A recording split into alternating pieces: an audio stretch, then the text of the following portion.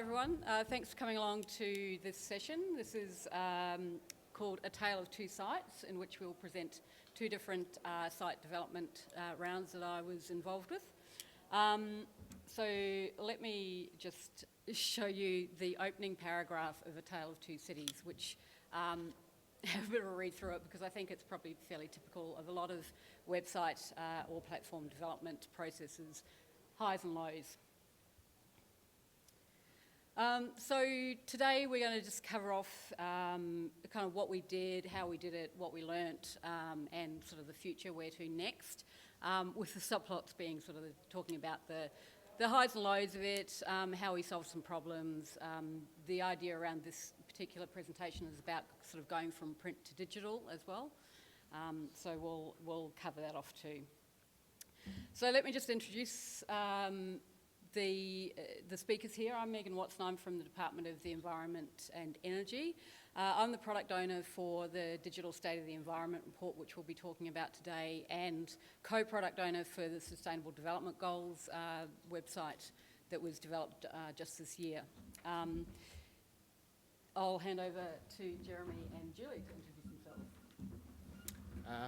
Hi, I'm Jeremy from Doghouse. We're a digital agency. We very much open source focused, specifically with Drupal. It's very much our favourite platform.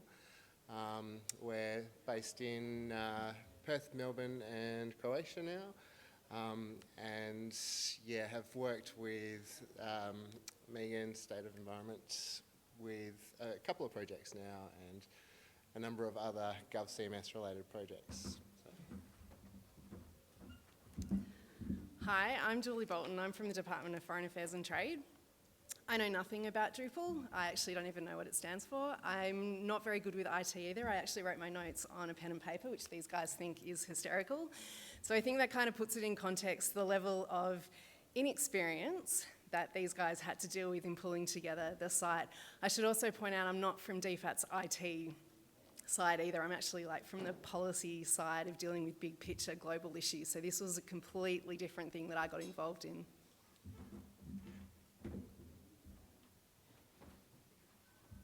So just to introduce the sites, we've touched on them briefly. So Digital State of the Environment report is it's a report that has a statutory requirement to be published once every 5 years.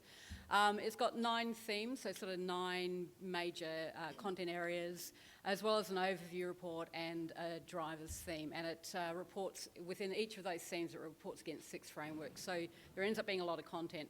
It's written by subject matter experts that are external to the department and come from a range of different areas, often research, universities, but as well as some subject matter experts within government as well. It's an evidence-based report, so it requires data to underpin the assertions that the authors make. So it's a combination of data, maps and narrative. And it has traditionally been printed or created as PDFs, which when you're looking at data and maps is really not the most ideal way to present that. Julie, SDG. Okay, so who's heard of the Sustainable Development Goals? Yay, that's so exciting. I wasn't sure whether anyone would. So you guys would know that these are totally hated, right? Under the SDGs, this falls under Goal 12, Sustainable Consumption and Production, and we want to make sure that we are not producing plastic water bottles or anyone's using them. So this is terrible, but I'm going to have to drink from it soon because I'm really thirsty, which I shouldn't be doing. The SDGs are made up of 17 different goals covering things from climate change, water and sanitation, gender, no poverty, life under land, no life on land, life under water. Anything you can think of is covered by the 17 goals. So there's 17 goals and there's 169 targets and there's 232 indicators. So the indicators measure how you're progressing against the targets, which measure how you're progressing against the goals. You might have heard of the Millennium Development Goals. They were the ones that came before the Sustainable Development Goals. The big difference with the SDGs, which entered into force in January 2015, September 2015, the big thing with the SDGs is that it's a universal agenda, so it applies to developing countries as well as developed countries, which means Australia is a developed country. We actually have a responsibility and an obligation to report on our progress against the 17 goals, 169 targets, 232 indicators. And this is really important because this is where the whole reporting platform comes into play. Every country is expected to report twice over the life of the agenda, so the idea is by 2030 the world will be great and we would have solved all of the problems that the SDGs set out to tackle. But in order to show that we're doing that, we need to produce 2 reports. They're called voluntary national reviews. And you can decide, each country can decide when they do their report over the life cycle. So this year, we decided, well, like the end of last year, Australian government announced that we were going to be producing our first VNR in July this year, which we then take to New York and have a massive party at the United Nations where we stand there and have 15 minutes of fame when we talk about what Australia is doing to ensure that we're actually meeting these goals, targets and indicators. So we were working towards this target of July 16th, where we were standing up in New York and saying, hi, this is how well or how not well Australia thinks we're doing on the Sustainable Development Goals.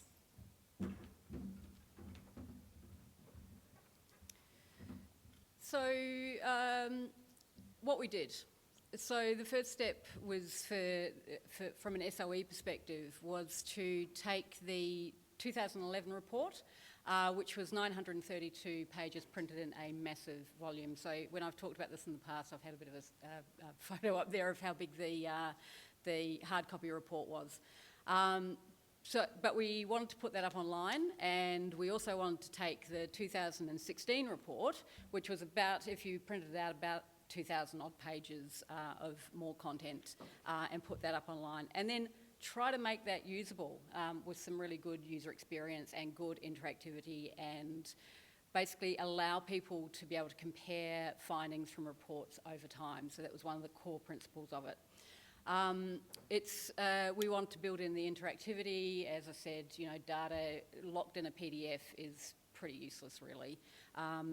So the idea was really to go digital first, but unfortunately our authors sort of still had that mentality of writing for a print scientific style publication. So they sort of understood the concept of what we were trying to do, but because we were building as the report was getting written, it was quite difficult to show them any really tangible things that they could go, oh yeah, now I get it, I see, I have to change my structure of my topics. So, we had 18 authors for the 2016 report, pretty hard to sort of wrangle those just from a content point of view, let alone get them to write for something that's online. So what they ended up doing was write these quite long narrative topics that had maps and graphs and great stuff in there, but quite problematic when you're looking at from a website point of view. Really quite difficult to carve that up and make some sense out of it. Subject matter experts, they also needed to have their work being able to be cited. So the site is actually a digital report rather than a website. So I try to convey that to people, and that content needs to be cited because this is a tabled document that goes to Parliament, and it's a scientific piece of work, basically. So challenges for us were, we had to be true to the author's intent and the author's words, and we had to provide different ways of how people would interact with the content. So some of that is, you might want to read that narrative format from beginning, their introduction to their final statements. But you also might just want to dip into it and have a look at, looking at the different themes that we report against, what we say about pressures on those themes. So themes are things like the marine environment, land, built environment, atmosphere. Antarctica is another area that we report against. So quite challenging. And we also had kind of a complex authoring workflow, which I'll talk you through in a second. Julie, talk about SDG challenges. Okay. So 17 goals, as I said before, covering water, poverty, anything you can think of. So that meant that it covers every single government department. So we had 17 different government departments in a room sitting there going, what do we do? How do we deal with all of this information? DFAT and Prime Minister and Cabinet worked together quite closely and agreed pretty early on that we would produce a static report that would cover a whole series of case studies. So we'd have lots of lovely looking case studies and pictures on what was happening in Australia, covering not just what the Australian government was doing, but we had civil society and business involved also, and had a couple of case studies on this is what we're doing about water quality, this is what we're doing about protecting the Great Barrier Reef, this is what we're doing about no poverty. But then it came down to an issue of, well, what are we going to say about the 232 indicators, which are very specific. So the indicators, examples are percentage of rural population living within 2 kilometres of a concrete road. There are 231 other examples of these indicators that go into very specific examples, and covering it with a case study wasn't really going to be the best approach. But then also pulling all the data together, because I'm sure a lot of you know in this room, the data sits in all different departments, in all different states of play, with lots of different levels of understanding as to what you can pull out and how it applies. The added complexity with all of this is that the indicators themselves are in a bit of a state of flux. So you have the UN that's designated a 3-tier system. So we have tier 1, which means that there is an agreed methodology. So the international community has come together and said, we completely set out what the methodology is for this particular indicator. This is how you must collect the information to determine water quality from this number of sites at this particular point in time. So that would be a tier 1. Tier 2 means that there is an agreed methodology. However, it's not collected a lot by countries, so it's a bit sporadic. So this could be things that come out of the census. So our census is only done every 5 years, but there's vital information that we need from that census, which feeds into particularly all the no poverty, education levels, health indicators.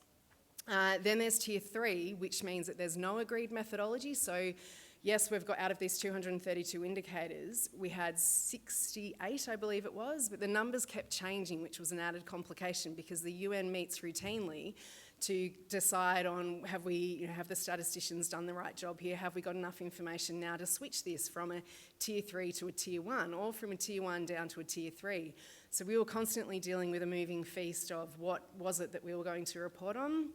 We decided pretty early on that a static report wasn't going to be the way to do it. So setting out a report that actually listed all of the indicators and what Australia's data collection was against all of that. It was only going to capture a moment in time, and it wasn't going to tell the full story. And also, to be honest, we're a little bit nervous about how much information we had that was going to pertain to each of these indicators. As I said, they're very specific, and once the methodology has been determined, it involved every agency sitting down and going through and saying, well, yes, I think we can report on this indicator, but the information we collect is a little bit different. So how does that marry up? Does that mean that it's still one that we want to report on and one that we don't want to report on? So because of this, we said actually it'd be better if we did some sort of a platform. The US and the UK had also come out quite recently with their platforms, and Australia, being a friend of the US and UK, looks to them for good examples, and said, well, maybe if we did something like this, that would be the way to go. And then we came to, well, who do we actually do this? Because as I said, I'm from DFAT, we don't have those skills. Like, that's not something that sits within DFAT's purview at all. Even within our super helpful IT help desk department. Like, that's just not something that we've ever been engaged in doing before. So we had to sit there and have a bit of a discussion, and this was in January this year. We were up against a very tight frame. Who in the Commonwealth Government could we look to who would have experience in building something that was constantly moving, that we weren't really sure what it was going to look like. We didn't know what 17 government departments would, what information they had, how it was all going to fit together, and who would even understand what the entire task was. And that's where Megan entered the conversation. Yeah, Jed's going to talk now. So as you can see, there's many problems to be solved here, and I guess our role as digital agency was to help solve a lot of these in a technical manner. So there's a few things that we kind of hit problems with, I suppose, with SOE. It was the sheer volume of content and the way that the authors were putting that content into the system. It wasn't direct into the CMS, and we'll go into that in greater detail and the pain that caused, but that was a huge task in itself. And looking at something like SDG, it was, I guess, the sort of inconsistency, I suppose, as Julie's sort of mentioned there's multiple tiers and different methodologies, and as with development, you kind of like things to be as uniform as possible, but obviously in a lot of cases this isn't possible. But thankfully we were able to use the tools that came mostly packaged with GovCMS to put solutions together for both of those. There was other issues which we had to solve, again sort of with SOE, lots of visualisations we used. There was assessment summaries which are showing trends of data over time, so accounting for that, and also going backwards and sort of retrofitting previous year's data into the site, which didn't always match up. There was also the challenge of getting data from other external sources and pulling that into the site, where we talked to data.gov.au and then turn that data into lovely interactive visualisations on the site. And then sort of bringing all that together so it's all really easy to search and sort of filter through. So yeah, I guess many problems were encountered, but we pretty much did I think we all did collectively a good job of solving most of them. So, yep.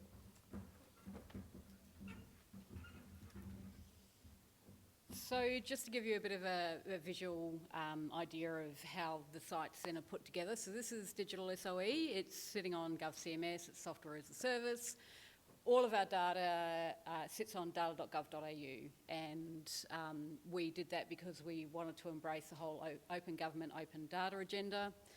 We use National Map to serve up our spatial data, and we use our Department of Environment and Energy ArcGIS servers to actually serve the web service, the spatial layer for that. Seemed to work pretty well for us. And SDG, again, sort of a similar model. We take all of the content is sitting on GovCMS as the platform, and the data is sitting on data.gov.au. And then you can see there's multi-agencies, and that's a relationship kind of diagram of, you know, some people were, you know, working in teams, some people had managers that they had to report to, some people were just working by themselves. So, how did we do it? And I just wanted this slide to sort of, from an SOE point of view, walk you through all of the steps that we did. So it kicked off with basically some options papers internally, thinking about the kind of thing that we wanted to do. We knew we didn't want to do a print publication again. We knew we wanted to do something online and more interactive than just the static HTML that we had for 2011. So that was all of our internal approvals. We did get an external company to do some business analysis, which was a lot more in-depth requirements, and then a decision of what sort of platforms there were out there, and we landed on GovCMS software as a service because really that's that was the ideal thing for us. While I have some sort of technical abilities, I certainly couldn't build a site myself and maintain it. And we didn't want to overburden our already overburdened internal web team. So for us as a kind of line area, state of the environment reporting section, we wanted to be able to have something where somebody else was dealing with all of the infrastructure headaches and we could just concentrate on the content. So we then engaged, the partnership that we had for SOE was Acquia and Doghouse together, so they worked with us in terms of doing the discovery workshops and the technical architecture and determining really the nitty-gritty of the requirements and the user stories and all that sort of stuff. So we did some workshops around discovery and technical stuff. Then we started the sprint development, and that was looking at our IA and design first, a little bit of UX around that, and then it was just develop. I've got a slide, timeline slide in a second that I'll show you. Then it was a migration, QA, QC process, forklift, and then more QA and QC. because the volume of content there and the different publishing methods that we have, because we also published a PDF version and a print of the overview report. So it was a very, very complex publication process for SOE. So the timeline for SOE development, I've got there 2015. Actually, in reality, it started in around December 2014 with our sort of first pass at, like, this is what we think we want to do. Really, it looks like it's a nice linear kind of development process, and it was in terms of 1 month, kept ticking on after another, but there was a lot of toing and froing. There was a lot of content being written at the same time. There were a lot of sort of edge cases that came up within the whole production process that we had to work in agile and be really agile, like in the true definition of the word. There was a lot of stuff that happened toing and froing, little gotchas that we didn't realise were coming when the author said, yeah, but I've just changed this thing to be this. Oh my God, seriously. But we did get it over the line.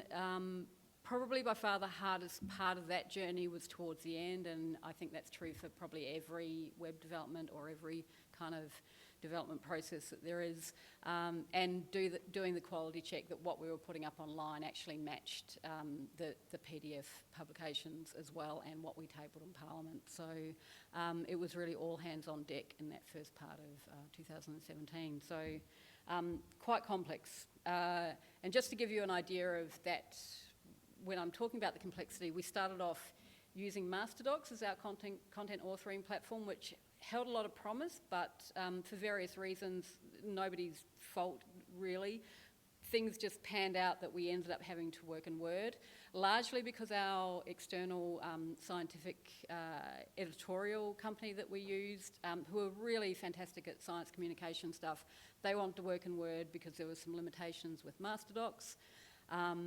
In terms of doing global changes, so trying to standardise the language and how we referred to things. So ended up exporting content into Word from MasterDocs. That was a really nice, ability to do that. We did have some custom-built JSON code in MasterDocs to export our assessment summaries. When you get online and have a look at the site, you'll see what those look like. And also in terms of referencing was easier to do in Word. That then went out into InDesign, so this is where the sort of production process split off, and I haven't got the sort of print PDF publication process on here because we're not talking about that today. But basically, InDesign obviously generated the PDFs, but it also was used to generate some HTML, which was then mapped to our content types in Drupal and GovCMS on the site, and that was obviously structured and then migrated into Drupal.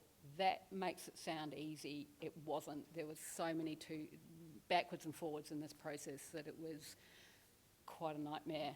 And I think Jeremy can share a bit of the pain from a developer's point of view of this process. As being said, sort of it started off with MasterDocs, which was bad to deal with. Word is even worse. Thankfully, when we got to the InDesign process, InDesign actually structures things in HTML, so we're at least able to add a bit of programming logic to pull out headings and references and some small parts to put together a bit of logic. But it was months and months of essentially building a bit of a parser, which are going to pull these documents apart into computer-readable format. So it was quite tricky, but we were able, once we had done that, it was a reusable process. So that kind of worked out well as we were coming to the end of the project, because we were getting sort of drip-fed the different themes. So we might have, I think by the time we kind of finished the migration, we maybe had 3 themes, and that was coming over Christmas. So Megan was doing a bit of hard work over her holidays, I think, to get sort of more in, and she needed a way of sort of getting those imported into the site without kind of any developer intervention. So we're able to put something together where you could have uploaded one of the themes as they were being released and finished getting edited, and then it kind of getting sucked into the site. And that gave time as well for after the migrations happened to tidy up those themes, because there wasn't, it's not always perfect. There was lots of things which, even though we automated as much as possible, there were still bits which needed manual intervention.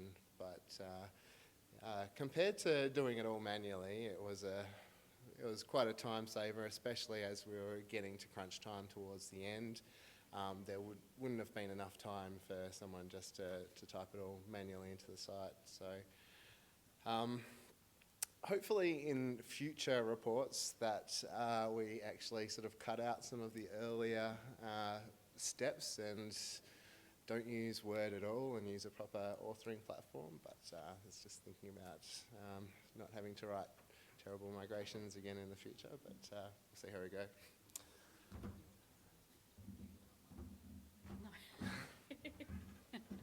So comparing that to, this is the SDG timeline.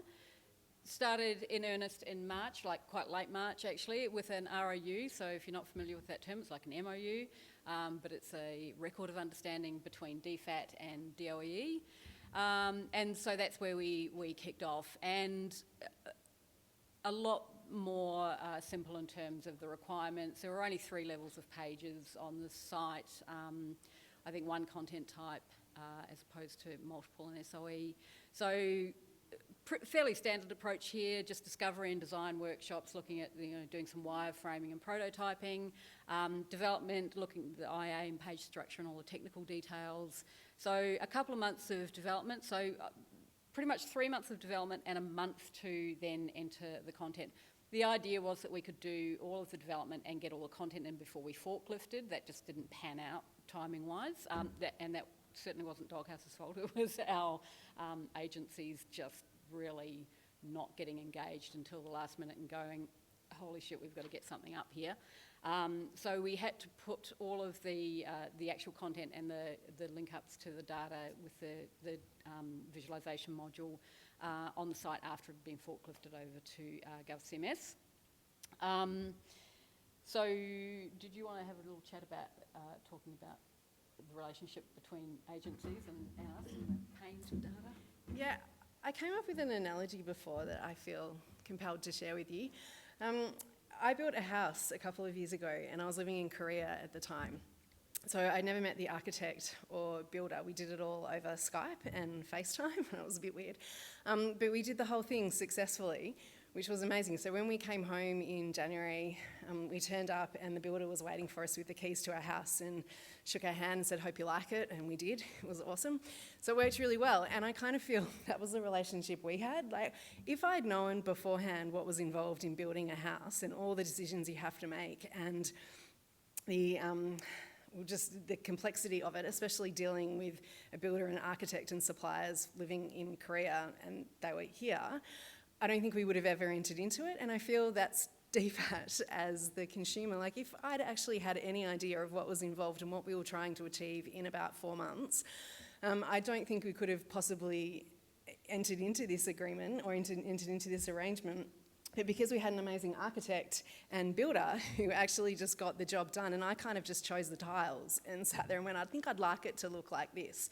And then, of course, we did have the suppliers, like I'd say the tile suppliers and the tap suppliers, which would be the 17 different agencies, that I had to convince them that they actually wanted to put their tiles in my house. Like, it would look really cool if they had bright yellow tiles in my bathroom, because why wouldn't they want to join this party? And I think that was the biggest struggle of all, not the relationship with the architect and builder, but the relationship with the tile supplier and the tap supplier to say, dudes, come on, like, this is going to be an awesome house. You guys have to actually sit there and work out that you can give me your tiles and that this is going to work. And that was the biggest challenge. And I think we really, I would say Environment and I, underestimated the amount of cajoling and what should I say? Hand-holding and motivation and like desperation at times to get them to understand what we were asking them to do and how to find the data, and then when they had that data, how to put that data on data.gov.au and why that was really important. And two, how to just get them excited about the project. It took a while, but thankfully we got there. With one manic week when I was in New York, Megan and Jay were back here, and I think there was about 5 nights where no one slept as we were trying desperately to get the last agencies to the finishing line to upload all of the data to get it on, so the house, which was the website, ended up looking as good as it did. So it was fairly intense, I'd say.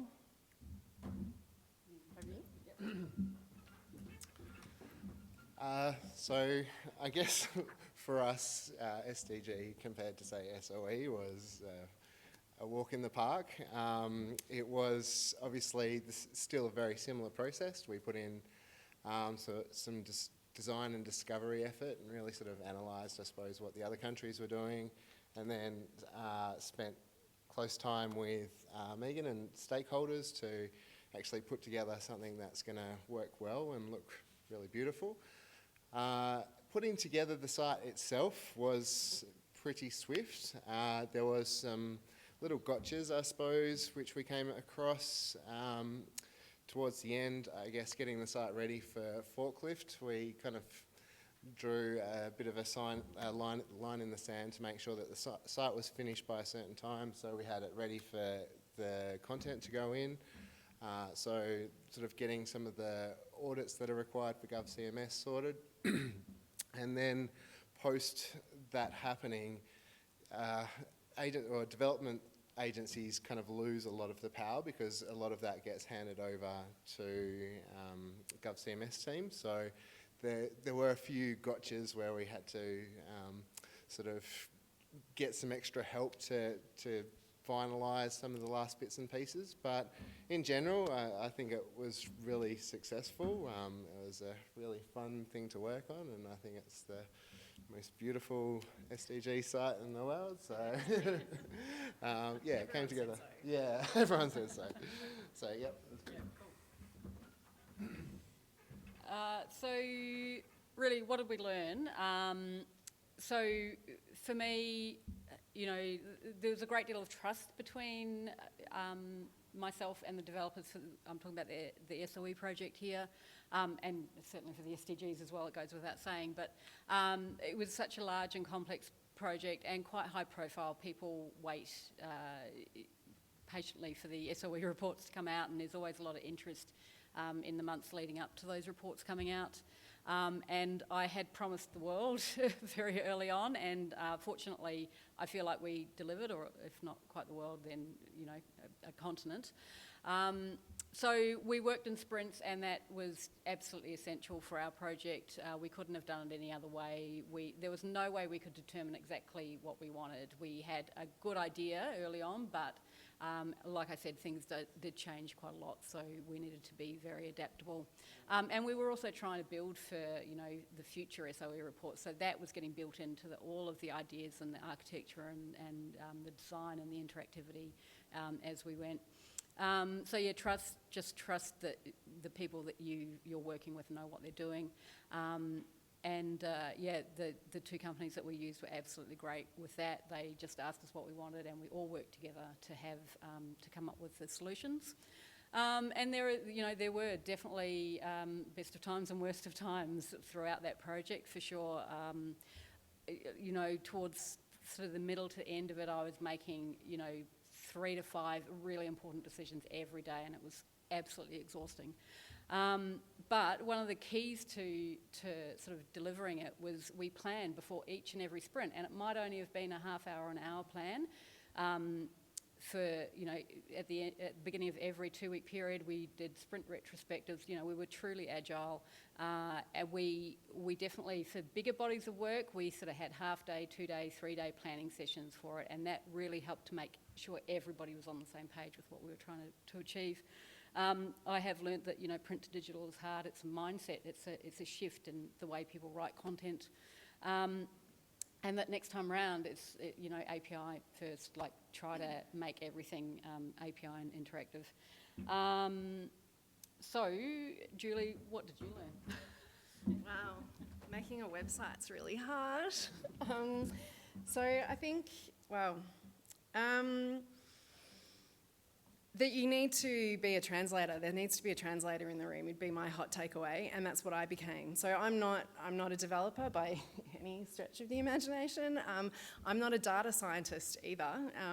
I work at DFAT, not really sure what I do. But at DFAT, I became the person who would speak to the Department of Ag and explain to them what the indicator was, why we needed it, what kind of information looked good, didn't look good, how they then needed to upload it, and then who they needed to talk to at environment. So I'd put them onto Megan and Jay and go, now talk to these guys who can help you upload it to data.gov.au. And that was my job pretty much for 3 months. There was a guy sitting across from me who at one point stood up in open plan, no one should ever work in open plan, and stood up and looked at me and went, I'm so overhearing the same conversation that you are having with at least 150 different people. He was just constantly saying, okay, so this is what we have to do. This is why we have to do it. Now that information you've given me looks good, but maybe it's not quite right. Maybe it needs to look like this. What kind of traffic light are we going to give it? We had a whole traffic light system that I won't go into, but all of that just required so much more time and energy than I think anyone had thought possible at the beginning. That being said, I think I finished the project with maybe 74 new best friends. I think as long as you keep it civil and encouraging and be positive and say this is going to look fantastic at the end, people will respond to you and they will sit there and go, okay, Julie, we're going to try that again. I'm like, that's great, good on you. And also maybe our expectations at the beginning, unlike the SOE, our expectations were quite low. So as I said before, we had 232 indicators. We were never striving for 232. At most, I remember saying to my Faz, who's like my big boss that I have to report to, I'd go into his room and I'd say, oh, Chris, I think it's looking good. Maybe we'll have 20 green. And he's like, yeah, okay, that's all right. And I'd go, okay, good. And then I'd turn up to a DepSec meeting, so lots of really important people, and they'd all go, okay, Julie, like, what are we going to look like? And I went, I think maybe best case scenario, we might get to 30. And then at one stage at the back of our heads, like we were sitting there doing calculations, and I thought, I think maybe we'll get to 50, and then maybe we're going to get to 60. And then I think it became almost an internal competition with myself to see how many more people could I convince that they really want to put their data up. And at the end of the day, we ended up with 115 indicators that were green at the time we went online, which was best in the world, which was awesome. So everyone was super happy. UK and US, if you look on their sites, they've got a bit more, but their methodology is not as good and they're not as transparent. And our site looks better, so we won in the end.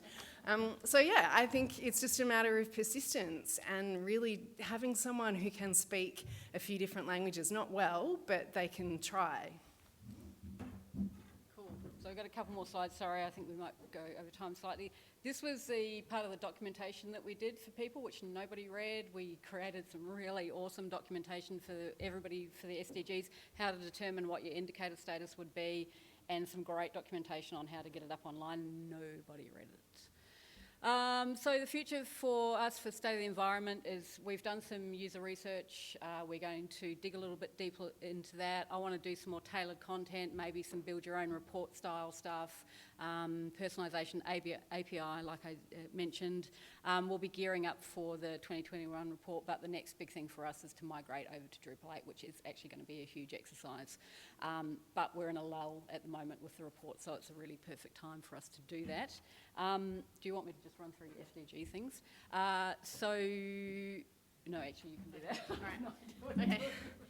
So we've still got a while to go before 2030. The world's not on track to meet the SDGs, but we're trying our bit with the reporting platform. I encourage all of you to get onto sdgdata.gov.au to have a look, and it can show you where we're up to. The reporting, so as I said before, you have to do 2 of these big voluntary national reviews up until 2030. We probably won't do another one of those big ones for a while, but the data story is a different story. So every year the UN produces a report on how the world is tracking. Next year is pretty important because a group of scientists come together and produce a massive report that they do every 4 years on how the world is tracking to meet the SDGs. What they do is draw on data that all the other countries have collected. So the beauty of this platform is that for the last 3 or 4 years, when all these requests come in, they go into ABS. So Australian Bureau of Statistics gets these requests for information. They farm it out to different departments who may or may not respond or struggle to find the information. Now all we have to do, 17 government departments love me because all you have to do is say, well, they love them more, because all you have to do is come in and say, go straight to the SDG data platform. That's our official source of everything to do with the SDGs. So anything that you need to know about, you go there first, and if you've got questions, then you come to us. So it's a great, beautiful, time-saving device, as well as being an authoritative source of reporting, because a few times we were finding the UN was pulling information out saying, well, the Australasian region is lagging behind in this, or no one's doing anything on this. And we go, we're not really sure where they've pulled that information from, whereas now everyone's very sure of where that information is and where they pull it from. So when a report comes out mid-next year, and everyone will get online and read it, I'm sure you all will, saying, where's the world up to on meeting the SDGs? We know that they've pulled the information from the right source, because I think one other thing that's beautiful about the platform is that anyone can get on and download CSV files. Yeah, so they can, there's all this stuff that's built in that just makes it really user-friendly, and again, just shows that we're being incredibly transparent and accountable with our information, which, as we all know, is the direction that everyone, including government, is going in. We want to make sure that we have robust evidence behind our policy decisions, and this is one great example of that. Just a little epilogue there for you. So from a DOE point of view, my job and Jay's job is to do digital enablement now. It's sort of a new area. But I want to look at doing some more standardised sort of reporting, having a look at common taxonomies, common content types that we use, try to minimise the amount of effort that we're doing. Every time we need to spin up a new site, we can go, well, we've got GovCMS SaaS platform, and here's something we prepared earlier. Knock yourselves out with doing the design work on it that you need to do. Do we have anything else to cover off on yours? Should I just flip to the last one? Yeah. Oh, yes. I just wanted to, a quick little note to say that, yeah, Doghouse loves working with Drupal, GovCMS, especially government, like greatest client. So we've got a little booth over there. So please come and talk to us if you're looking for a new site. So. And just to finish off with the final paragraph of A Tale of Two Cities, which is also very apt. I'm not sure if we have time for questions, but happy to answer some if you have them. Yep. Couple of questions, anyone?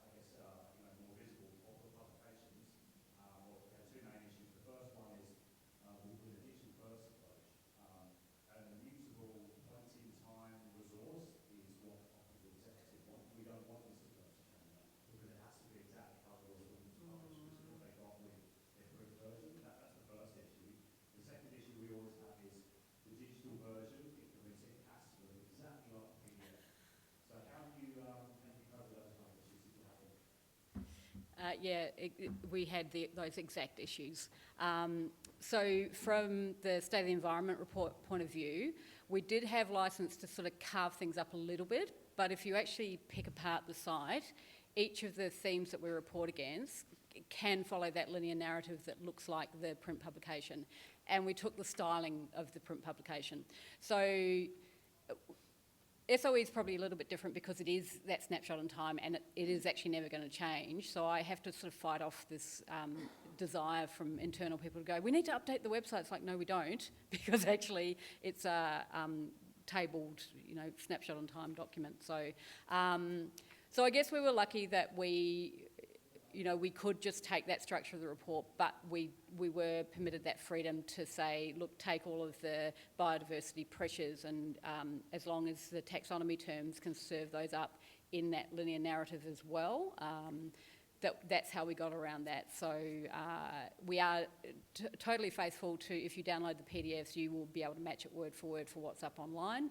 And the styling, we actually quite liked the styling that was in the PDFs, and it was modelled on the 2011 with some sort of slightly modernisation to it, but each theme has its own colour scheme, so that was really helpful for us too, to also differentiate online, but that does match the PDFs as well. So it probably wasn't as huge a hurdle, and I think, do you want to talk for SDGs? Well, we didn't produce any PDF or any static version for the data site, and that was a deliberate decision at the beginning, because it was very controversial what specific indicators you were going to pick at the beginning. So out of the 232, there are ones that Australia looks okay on, there are ones that Australia doesn't look so good on. How are we going to pick the ones that we published in a static document? A number of countries, so there's about 60 odd countries now that have produced a data statistical annex. So that was produced alongside their VNR as a hard copy, and in each of those, majority of them had gone through an indicator, had a graph up and said, this is what we are at the moment, this is where we want to get to. Our data platform is nothing like that. Our data platform is, here's our data, and you can go in under the data because it's got all your global, it's called methodology, and all of your statistical information that you have to have. So it tells you exactly when that data set was produced, where it was produced, where the authoritative source comes from. So all the metadata is captured. So it's clear that it is a point in time, and the idea is that this can just be continually updated and updated. And surprisingly, everyone seemed quite okay with that approach, so it worked. I might just add one more bit. I suppose it's a very different medium, so print turning into web, you've got, say with SOE, there's interactivity and graphs and things which can change with how the user uses it, also on what device they're using it on. So I think it's a very tough rule to have it look exactly like print because it's just such a different medium. So yeah, I think there needs to be some flexibility there. And I think once people see what's capable online, it's actually, it starts to change that mentality of it's got to look exactly the same, because as long as the intent and the words are the same as their print publication, I think you can start to convey that. That was probably the trouble that we had early on in SOE, because I couldn't show people stuff until sort of halfway through the build process that they really started to understand it. And I think next time around we'll be in a much better position, and I'll be kind of advising the next people who are managing that SOE process to get your authors to write summaries of their information so that we can use that in sort of more summary type formats and shorten their topics. Those are probably the two key things I'd advise the authors. Are there any other questions? Are we out of time? No, great. Well, we're down here if you want to talk to us.